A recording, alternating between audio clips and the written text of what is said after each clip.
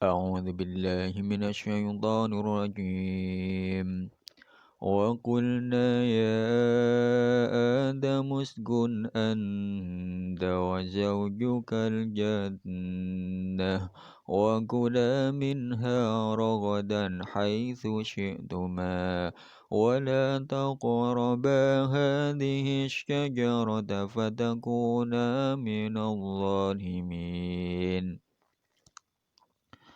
فأزلهما الشيطان عنها فأخرجهما مما كانا فيه وقلنا اهبطوا بعضكم لبعض عدو ولكم في الأرض مستقر ومتاع إلى حين صدق الله العظيم.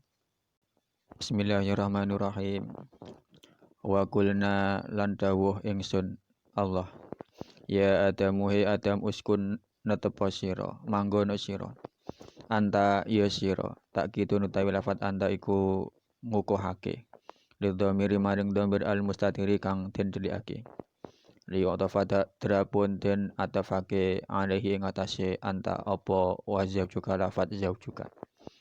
Wa zawjuka lan bojo sira Hawa nyatane Hawa bil mati kelawan den waca dawa wa kana lan ana sapa Hawa iku khalaqaha nyiptakake sapa Allah ing Hawa min dhil'aihi saking igawa kasih Adam al aisari kang kiwa manggon ala jannata ing swarga wa kula lan mangano sira karo minda saking jannah aklan tegese mangan rogotan kelawan jember wasian tegese jember la hajra ora ono ngekeriku maujud fi ing dalem akal haitsu si tuma ing dalem sekirane karep sira karo wala taqraba lan ojo parak-parak sira karo hadhi sajarah ngikilah wit-witan ingkilah wit bila kelawan mangan minda saking sajarah wa hiya utawi sajarah iku al-hindatu gandum awil karmu utawa anggur au ghairuhu utawa liyane khintah awil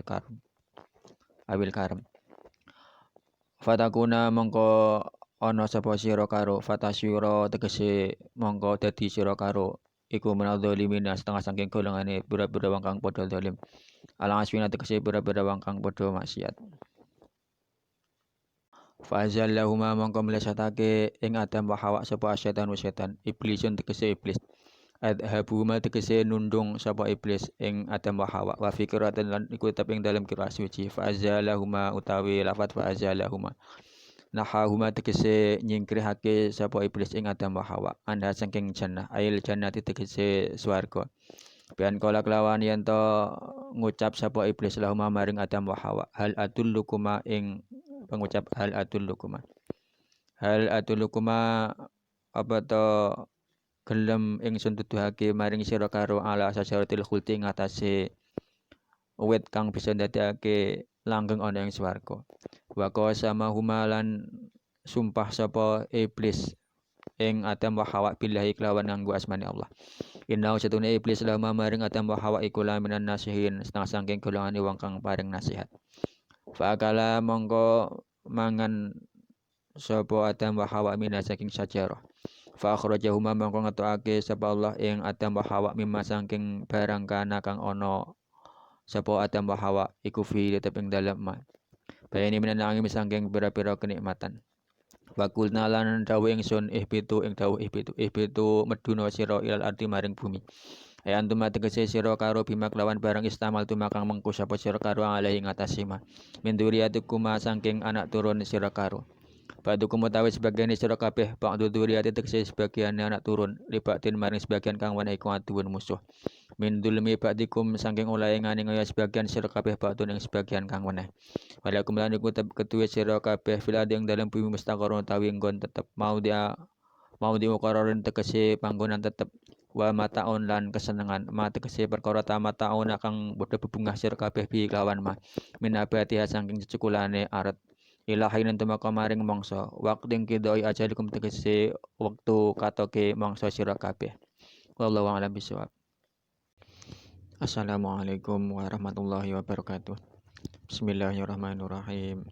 Alhamdulillahilladzi karramana bil Mustafa Muhammadin habibina. Alhamdulillahi salatu wassalam alaika wal ali ya khairal anam. Rabbun karim wa anta dhu khulqin azim fashfalana indal karim. Ya ayyuhal ghawuthu salamullah alaika rabbini biidnillah wa andur ilayya sayyidi ibn Abdurrah musyadatil hadratil aliyah. Amma ba'd.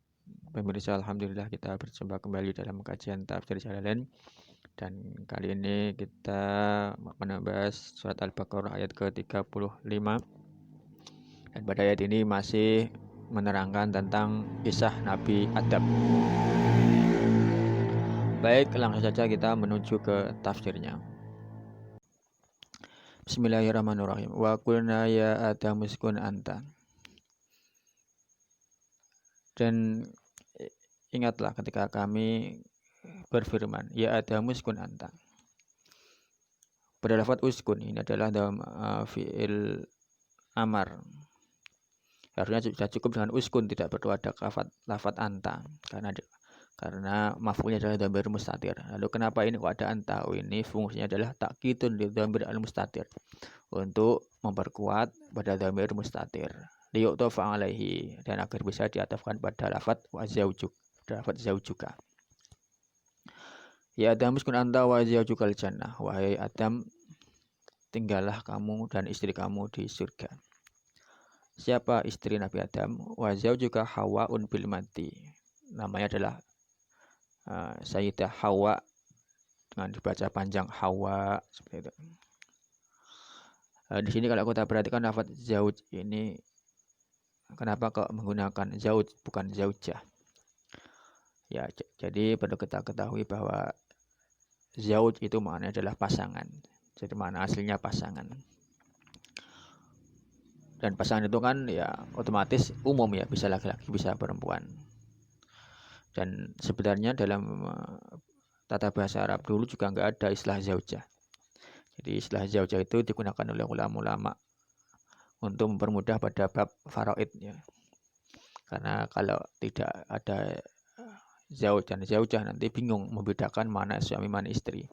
Akhirnya ketika rancu pada bab faraid maka digunakan istilah zaujah. Tapi sebenarnya ya cukup zauj saja, karena ya namanya pasangan itu mau laki-laki perempuan ya sama saja.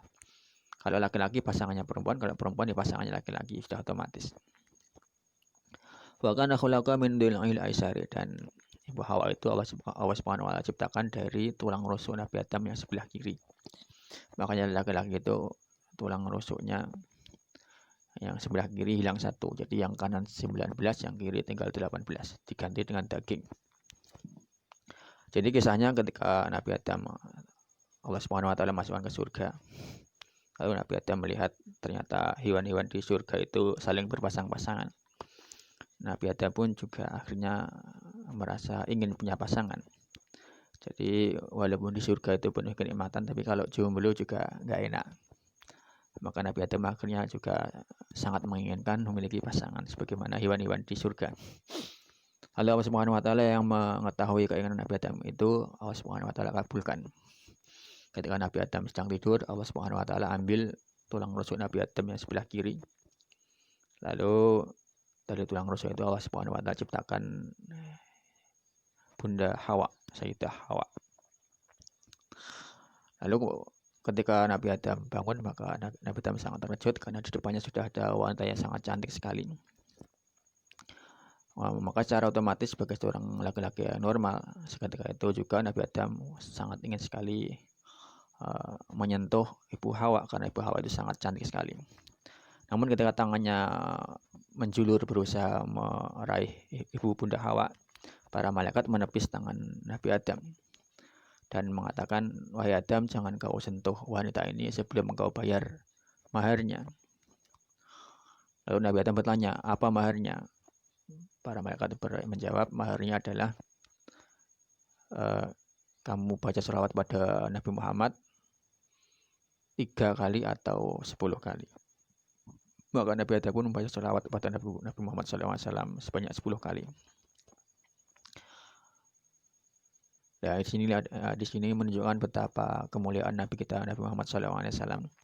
Bahkan Nabi Adam pun mendapatkan jasa yang luar biasa dari Nabi Muhammad SAW, karena Nabi Adam bisa halal dengan Ibu Hawa adalah karena dengan jasa Nabi Muhammad SAW, karena beliau maharnya adalah dengan membaca sholawat pada Nabi Muhammad SAW.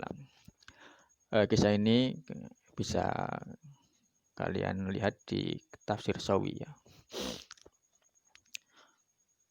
Al-jannah wa kula minha aklan rogotan wajan la hajra fi haitsu syi'tuma. Wahai Adam, dan masuklah kamu dan istri kamu ke surga dan makanlah darinya dengan nikmat, dengan sesuka hati kamu, tidak ada batasan. Makanlah sesuka hati kalian, apapun yang kalian inginkan. Wala taqrabu hadi sajarah, tapi jangan kalian dekati buah pohon ini. Bil akli, maksudnya jangan dekat itu, jangan dimakan. Bil akli minha wahyal khintah awil karmu au ghairuhuma. Dan buah itu adalah buah gandum, pohon gandum. Ada yang mengatakan itu adalah pohon anggur, atau juga ada yang lainnya juga. Ada juga yang mengatakan itu buah tin, banyak pendapat ulama. Yang jelas bukan buah khuldi, karena buah khuldi itu istilah dari iblis. Maka kalau mungkin ada di antara pendengar yang menjadi dai, ya usahakan jangan menggunakan istilah khuldi ya, karena buah khuldi itu istilah iblis. Kita jangan ikut-ikutan iblis. Jadi kalau buahnya buah apa, ini ulama berbeda-beda pendapat. Ada yang mengatakan buah, atau ada yang mengatakan pohon gandum, ada yang mengatakan pohon anggur, ada yang mengatakan pohon tin, dan banyak sekali pendapat ulama. Fatakuna fatasura minadzalimin al-asin. Maka hal tersebut bisa menjadikan kalian menjadi termasuk golongan orang-orang yang zalim atau orang-orang yang maksiat. Pemirsa, pada ayat ini ada satu bab yang perlu kita bahas, yakni di sini dikatakan fatakuna minadzalimin. Ya, Nabi Adam memang Allah Subhanahu wa taala istilah Allah Subhanahu wa taala bahasakan dalam Al-Qur'an itu zalim atau bahkan maksiat pada surat Toha itu wa aso adamu rabbahu fahuwa. Namun yang harus kita perhatikan adalah bahwa kita sebagai Ahlus Sunnah wal Jamaah ini memiliki keyakinan bahwa semua nabi itu maksum atau terhindar atau Allah Subhanahu wa taala jaga dari dosa, baik itu dosa besar dan dosa kecil. Maka istilah yang Allah gunakan, baik itu maksiat atau zalim pada Nabi Adam, itu tidak boleh kita artikan sebagai dosa, baik itu dosa besar ataupun dosa kecil. Bahkan dalam tafsir Sawi itu orang yang mengatakan Nabi Adam itu berdosa, baik dosa besar atau dosa kecil, maka dia dihukumi kafir. Akan tetapi orang yang mengingkari bahwa istilah zalim dan maksiat pada Nabi Adam juga kafir. Lalu yang benar bagaimana? Yang benar itu kita tetap iman istilah maksiat, istilah zalim yang Allah gunakan pada Nabi Adam, akan tetapi maknanya bukan dosa, akan tetapi hanya sebuah kesalahan dalam berijtihad. Ya, jadi kesalahan dalam berijtihad itu tidaklah berdosa. Sebagaimana Rasulullah SAW juga pernah salah dalam berijtihad, sebagaimana pada surat At-Tahrim atau surat Abasa itu. Di sana Rasulullah SAW juga berijtihad dan ternyata ijtihadnya itu salah hingga Allah Subhanahu wa taala menegur Rasulullah SAW. Begitu juga Nabi Adam. Maka Nabi Adam ketika itu beliau berijtihad dan ternyata ijtihad beliau itu salah, maka Allah Subhanahu wa taala membahasakan beliau ini adalah maksiat dan zalim, akan tapi bukan berarti di sana adalah dosa, atau apalagi dosa besar ya. Maka kita jangan pernah mengatakan bahwa Nabi Adam itu melakukan sebuah dosa, kan? Tapi memang benar Nabi Adam melakukan sebuah kesalahan, tapi kesalahan itu tidak sampai menimbulkan dosa. Bahkan ada salah seorang ulama, yakni Ibnul Arabi, beliau mengatakan, andaikan saya menjadi Nabi Adam, pasti akan saya makan semua dengan penuh. buah yang terlarang itu. Kenapa? Karena di sana ada manfaat yang lebih besar daripada bahaya yang harus dipikul oleh Nabi Adam. Apa manfaatnya? Yaitu dengan akan lahirnya Nabi Muhammad SAW. Karena bagaimanapun juga lahirnya Nabi Muhammad SAW itu adalah di bumi, bukan di surga. Maka dengan memakan buah yang terlarang itu, maka di sana otomatis menjadi wasilah terhadap lahirnya Nabi Muhammad SAW. Maka dengan berdasarkan hal tersebut, Ibnu Arabi mengatakan, kalau saja saya jadi Nabi Adam, maka akan saya makan tanpa ragu-ragu semua buah yang terlarang itu, karena itulah nanti akan menjadi sebab lahirnya Nabi Muhammad SAW. Dan tentu itu adalah suatu hal kemaslahatan yang jauh lebih besar daripada kesalahan yang dibuat dengan memakan buah terlarang tersebut. Baik, kita lanjut ke ayat 36. Fa'azallahuma syaitan iblisun adha buhuma. Maka setan, maksudnya adalah iblis, menggelincirkan Nabi Adam dan Ibu Hawa. Di sini iblis disebut sebagai setan ya, karena setan ini adalah nama sifat. Jadi setan ini bisa masuk pada manusia, bisa masuk pada jin. Pokoknya semua orang atau semua jin yang dia mengajak orang lain untuk berbuat kedurhakaan pada Allah itu namanya setan. Makanya mengisari waswasil khannas minal jinnati wan nas. Jadi setan itu memang ada dari golongan jin dan ada dari golongan manusia. Nah, iblis ini berarti setan dari golongan jin. Iblis. Maka manusia pun kalau suka mengajak orang lain berbuat buruk ini juga setan. Ya. Lalu bagaimana kok iblis bisa menggelincirkan Nabi Adam dan Ibu Hawa di surga, padahal iblis itu kan berada di bumi, sudah diusir ke bumi oleh Allah Subhanahu wa taala setelah dia menolak bersujud pada Nabi Adam. Nah, di sini ulama berbeda-beda pendapat. Ada yang mengatakan iblis itu di bumi, tapi memberikan waswas, bisa memberikan waswas sampai ke surga pada Nabi Adam. Ada yang mengatakan oh tidak, Nabi Adam itu berada di pintu surga, ini nggak bisa masuk di pintu surga terus memberikan pengaruhnya dari pintu surga, memprovokasi dari pintu surga. Ada juga yang mengatakan iblis itu menjelma menjadi hewan lalu menyelundup masuk ke surga, dan hal itu lepas dari pengawasan malaikat. Ada juga yang mengatakan iblis itu masuk ke mulutnya ular, lalu akhirnya bisa menjumpai Nabi Adam dan Ibu Hawa. Yaitu banyak sekali perbedaan ulama dalam hal ini. Yang benar mana ya wa alam bisawab. Ya, yang jelas iblis memberikan waswas, memprovokasi kepada Nabi Adam agar Nabi Adam dan Ibu Hawa terusir dari surga. Wa fi qiraatin fa'azalahuma nahahuma. Sebagian qiraat ada yang membacanya fa'azalahuma. Tidak ada yang membaca fa'azallahuma, ada yang membaca fa'azalahuma. Kalau fa'azalahuma maknanya menyingkirkan. Nahahuma. Ana ail jannah. Menyingkirkan atau mengusir dari surga. Biangqala lahuma hal adullukum ala sajadil khuldi wa qasamahuma billahi innahu lahuma minan nasikhin.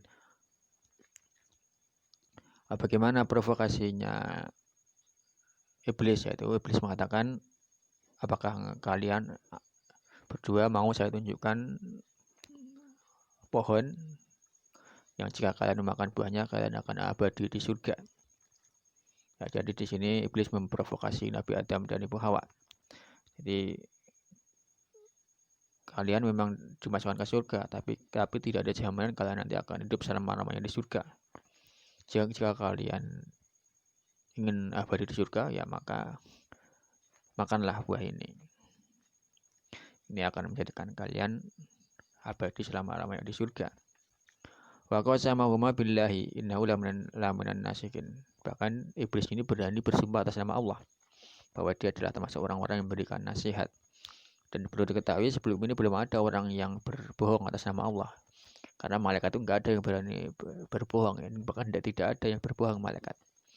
Maka tentu karena sebelumnya belum pernah ada pengalaman ada orang yang berbohong, maka Nabi Adam pun percaya bahwa Adam ini bahwa iblis ini memang memberikan nasihat. Akhirnya Nabi Adam berpikiran, wah berarti ini kemungkinan larangan ini bukan haram, hanya makruh misalkan seperti itu. Itu istihad Nabi Adam. Mungkin seperti itu.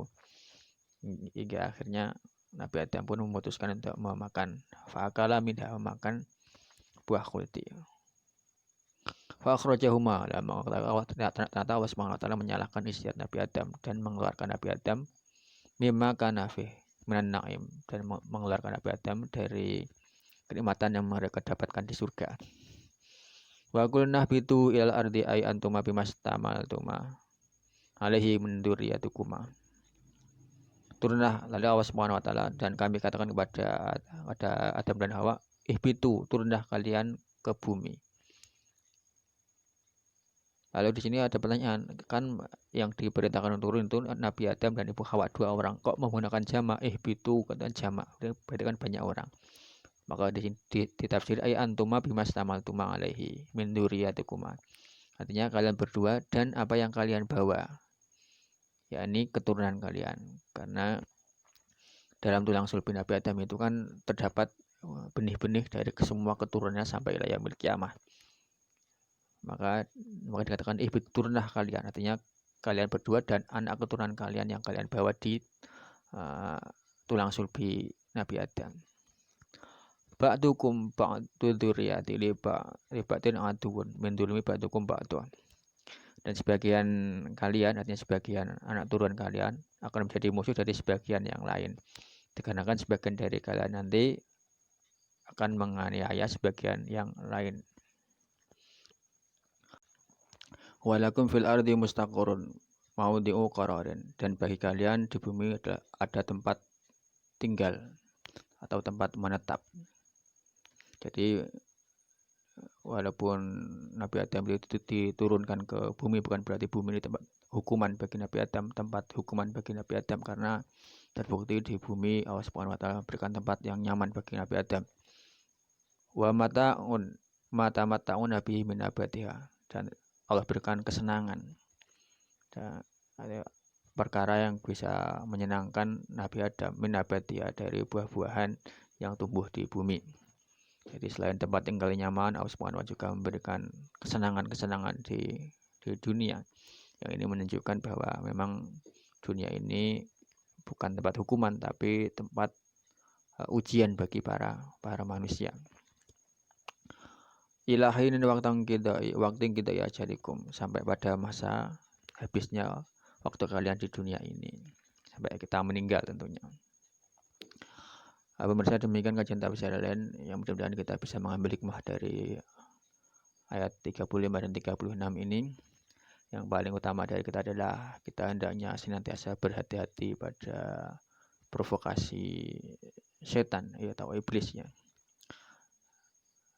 Kita bahkan para ulama mengatakan kita harus senantiasa curiga pada nafsu kita, meskipun kita berbuat baik. Jangan-jangan di sini ditumpangi oleh iblis. Karena terkadang kelihatannya kita berbuat kebaikan, oh ternyata di sana kita ingin pamer. Kita di sana tidak lepas dari ujub dan takabur. Ini semua adalah tipu daya dari setan dan iblis yang kita harus senantiasa hati-hati. Kita harus senantiasa introspeksi diri kita, jangan sampai kita terjebak pada jebakan atau provokasi daripada para setan. Demikian wabillahi taufiq wal hidayah min Rasulullah sallallahu alaihi wasallam masyaAllah wa tarabi min Allah radhiyallahu an anna wal barakah wal karamah. Wassalamualaikum warahmatullahi wabarakatuh.